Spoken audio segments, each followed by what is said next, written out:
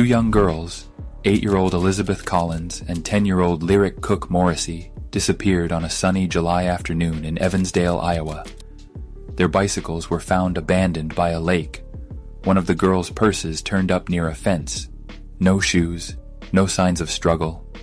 Just an eerie silence where two joyful voices once laughed. What happened to Lyric and Elizabeth?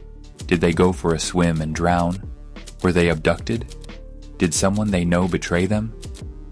July 13th, 2012. Heather Collins pulled into her driveway with the promise of birthday party invitations in her mind. Her daughter Elizabeth had been so excited to go shopping for them. But when she walked in, Elizabeth wasn't there. Her mother, Wilma, who'd been babysitting, told her that Elizabeth went on a bike ride with her cousin, Lyric. That was over an hour ago. They should have been back. Initially, there was no panic. Evansdale was the kind of place where neighbors smiled, kids played in the street, and crime felt like a faraway story. But as time ticked on, a subtle dread began to grow.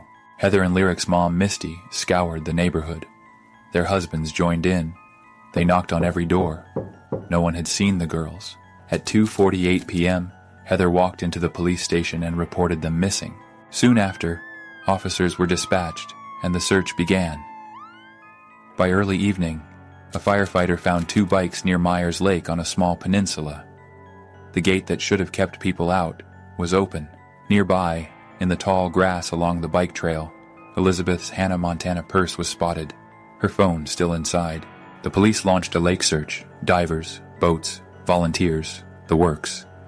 But the girls were nowhere to be found. Not in the lake, not in the woods, not anywhere. Tensions began to rise between the grieving families and the authorities. The parents felt investigators weren't doing enough.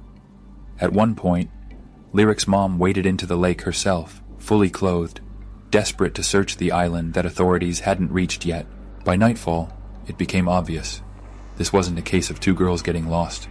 Something far darker had happened. Investigators shifted their focus. Suspicion fell on Lyric's parents, Misty and Dan, who had criminal histories tied to drug offenses. Dan had recently turned down a plea deal that would have sent him to prison for decades.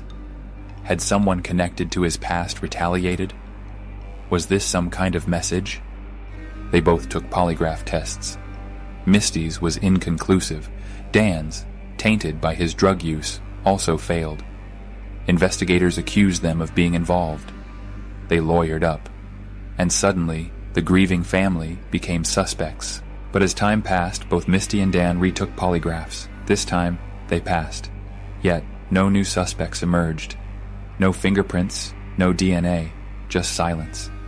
For months, investigators scoured leads. They even drained the lake. Still, nothing.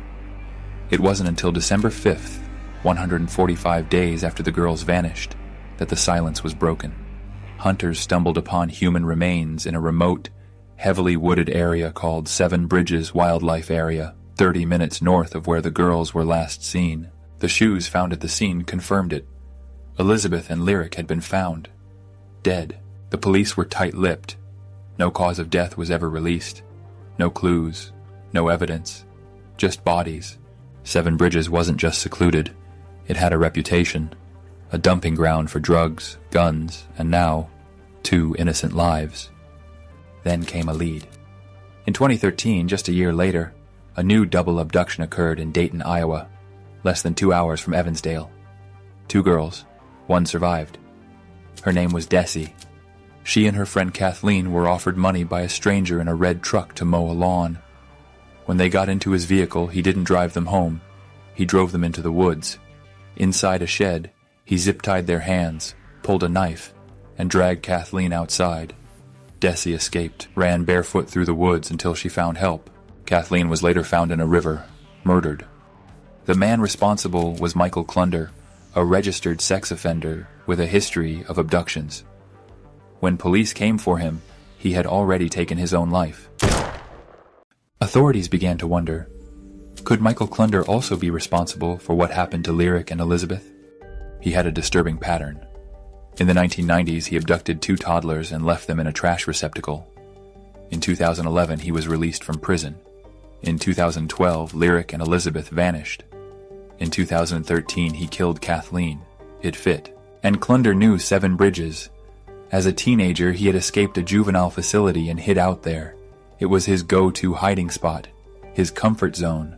Yet despite all of this, in 2014, investigators announced he was ruled out. Why? Because his phone pinged 100 miles away on the day the girls disappeared. As if phones abduct people. No solid alibi, no forensic exclusion, just a phone ping, and still no justice. Then came another potential suspect. In 2016, a man named Jeff Altmaier was caught attempting to lure a 6-year-old into his car with $100. He was found with cash, Viagra, and Xanax. He'd been doing this for years, suspected of nearly 20 attempts to abduct children. But here's the thing. All of his known victims had been released. He didn't kill. And he drove a Ford Focus, not a truck. Where would he have put 2 bikes? The police moved on. Years passed, and then, in 2024, a bombshell surfaced. A filmmaker digging into the case discovered that 2 of Klunder's old prison buddies lived in Evansdale in 2012. One of them, Chris, claimed that Klunder was in town the summer the girls disappeared. Said he even spoke to him on the phone. He remembered his voice, his cheer, his presence. But when confronted, the other man denied it. Denied Klunder had been there. Denied the phone call ever happened. Later, Chris changed his story. Said maybe it wasn't a call. Maybe he saw them together. Maybe Klunder left his phone behind to avoid tracking. After all, he was on parole. Traveling without permission would have been a violation. So, he left his phone behind. Despite all this, authorities still say Klunder isn't the guy. But let's be honest. Why would a man who spent decades in prison for abducting and assaulting girls suddenly stop? Why would he, a year out of prison, not strike again? Here's a thought. Maybe he did kill Lyric and Elizabeth.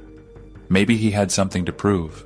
Was Michael Klunder driven to abduct and kill because he feared his sexual inadequacy would be exposed? Was this a twisted way to assert power in the only way he knew how, through violence, domination, control? Could it be that all along, this predator, rejected and shamed, lashed out in the most horrific way imaginable to feel significant? What do you think? Let us know in the comments. If you liked the video, please press the like button and subscribe, and check out other videos on our channel. We've got a lot of other stories about murders that are not resolved to this day.